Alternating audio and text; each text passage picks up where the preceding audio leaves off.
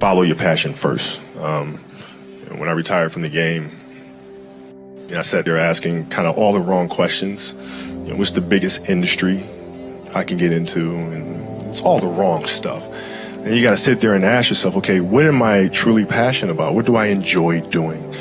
And when you feel that way, honestly, you feel like you have never worked a day in your life. It's the most fun thing in the world. You get up in the morning excited about what you're doing.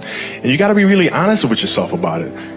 If you wake up in the morning and you're dreading going to work, dude, do something else. Right. Do something else. And those are hard decisions to make. But when you make those decisions, it's a very liberating experience. And you find out that the rewards will come.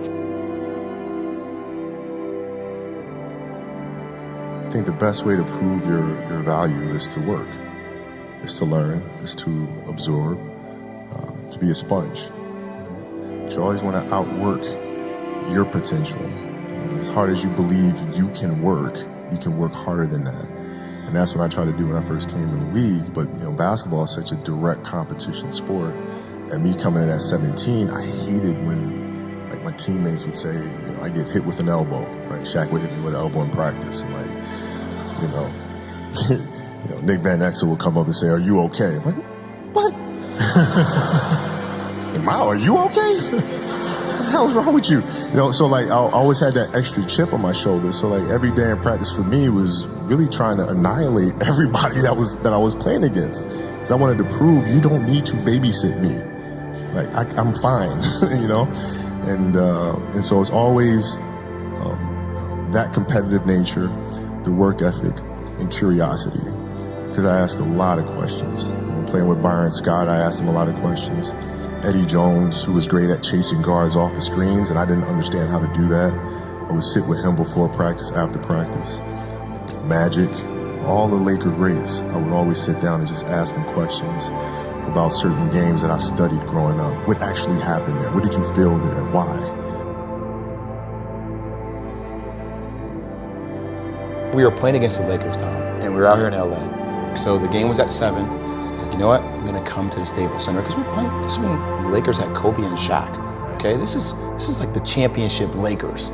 So I'm gonna get there at 3 o'clock, and I want to make sure I make 400 made shots before I go back into the room, and then I sit in the sauna and I get ready for the game. So, get in the car, get to the gym, get there, and as I'm walking onto the court, who do I see? I see Kobe Bryant, already working out. So once I set my foot across that line, I started working out. And so I worked out for a good hour and a half. And when I came off, after I was done, I sat down, and of course I still heard the ball bouncing. I looked down, I'm like, this guy's still working out. He was working out for it looks like he was in a dead sweat when I got here. Right.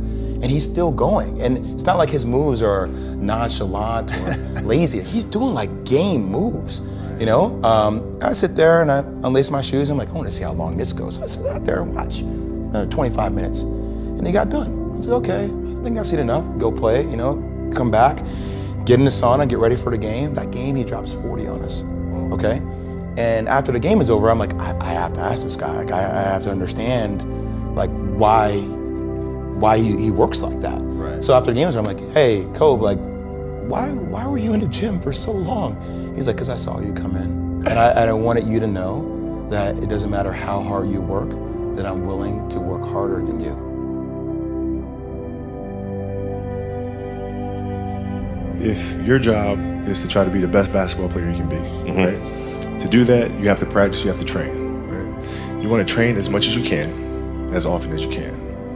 So if you get up at 10 in the morning, train at 11, right? 12, say 12, train at 12, train for 2 hours, 12 to 2. You have to let your body recover. So you eat, recover, whatever. You get back out, you train, start training again at 6. Train from 6 to 8, right? And now you go home, you shower, you eat dinner, you go to bed, you wake up, you do it again, right? Those are 2 sessions.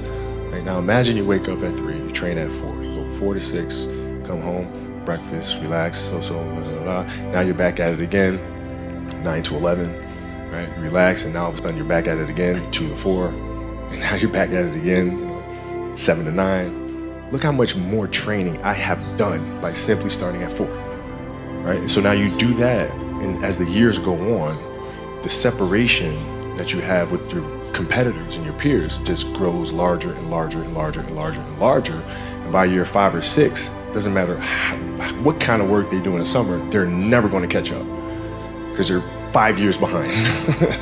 Right? So it makes sense to get up and start your day early because you can get more work in.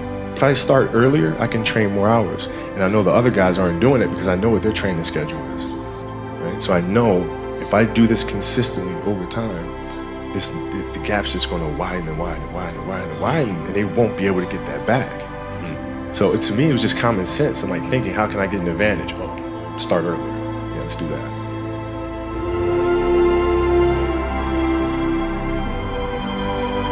How do you develop that, or where do you learn that from? Well, I think it's just a matter of what's important to you. What's important to you for whatever reason. I felt like I didn't feel good about myself if I wasn't doing everything I could to be the best version of myself. If I felt like I left anything on the table, it would eat away at me. I wouldn't be able to look myself in the mirror. And so the reason why I can retire now and be completely comfortable about it because I know that I've done